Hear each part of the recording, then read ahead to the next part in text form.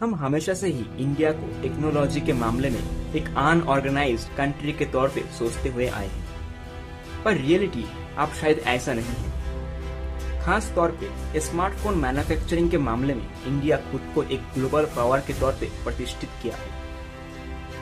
आज के समय में इंडिया अपनी देश की लोकल डिमांड के 79% स्मार्टफोन खुद मैन्युफैक्चर करता है और ग्लोबल डिमांड की बात करें तो पूरी दुनिया का करीब 30% स्मार्टफोन्स इंडिया में ही मैन्युफैक्चर होता है। फाइनेंशियल ईयर 2014-15 में इंडिया में टोटल 18,000 करोड़ का स्मार्टफोन मैन्युफैक्चर होता था, जो कि इंडिया की खुद की लोकल डिमांड्स का भी 30% पूरा नहीं कर पाता था।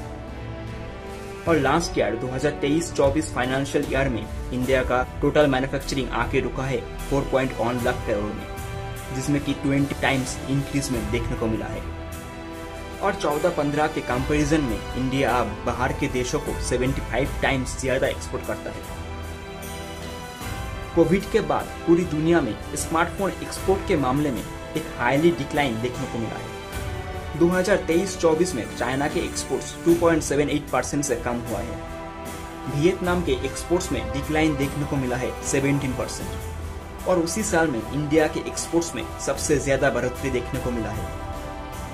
पर 2022-23 के कंपैरिजन में ये इंक्रीजमेंट कम ही था। इस फाइनेंशियल ईयर में इंडिया की एक्सपोर्ट में 91% की हाईली इंक्रीजमेंट देखने को मिला था। स्मार्टफोन की दुनिया में इंडिया की ये मैसिव स्पीड के पीछे 4 बड़े कारण हैं। पहला है PLI स्कीम या फिर प्रोडक्शन लिंक इनिशिएटिव स्कीम, जो कि 2020 में चालू किया गया था। इसके चलते ही इंडिया में टोटल मैन्युफैक्चरिंग के करीब आधा कैपेसिटी बिल्ड किया गया है। इस स्कीम के तहत लास्ट ईयर सरकार ने 2500 करोड़ रुपीस रिलीज किया है, जिनमें से 500 करोड़ रुपीस सैमसंग को ऑलरेडी उनके टास्क पूरा करने के लिए दे दिए गए हैं। सेकेंड कारण है PMP योजना या फिर फेज मैन्युफैक्चरिंग प्रोग्राम। यह प्रोग्राम 2017 में चालू किया गया था, जिसके द्वारा डोमेस्टिक प्रोडक्शन पे ध्यान केंद्रित किया गया था। इसके बाद आता है मेड इन इंडिया प्रोग्राम। बाकी जगहों पे ये इनिशिएटिव कितना कार्यकारी साबित हुआ है, ये एक डिबेटेबल मुद्दा है, पर इंडिया में इस मैसिव लेवल पे स्मार्टफोन मैन्युफैक्चरिंग के पीछे शायद इसी इनिशिएटिव का सबसे ज्यादा कंट्रीब्यूशन है। इसके बाद आता है लो लेबर कॉस्ट। इंडिया में वर्कर्स और लेबर्स बहुत ही सस्ते में मिल जाता है। यही एक बड़ा कारण है जिसके वजह से बाहर की कंपनीज इंडिया में इतनी ज्यादा मात्रा में मैन्युफैक्चरिंग शुरू कर रही हैं। इन बड़े रीजन के चलते इंडिया में बाहर की देश के तुलना में मैन्युफैक्चरिंग करना इजी रहता है। पहला है डोमेस्टिक डिमांड। इंडिया एक हाईली पॉपुलेटेड कंट्री है।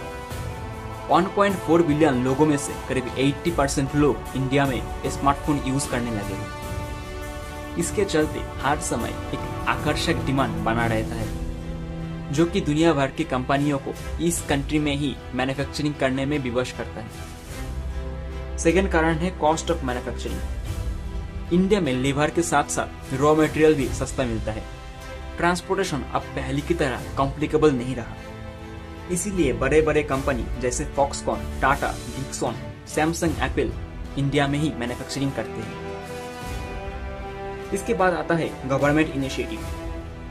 सरकार ने कई इनिशिएटिव लॉन्च किया है इंडिया में ही मैन्युफैक्चरिंग को बढ़ोतरी देने के लिए, जैसे कि स्मार्टफोन पार्ट्स, PCB, चार्जर्स के लिए कस्टम ड्यूटी 20% से घटाकर 15% पे लाया गया है।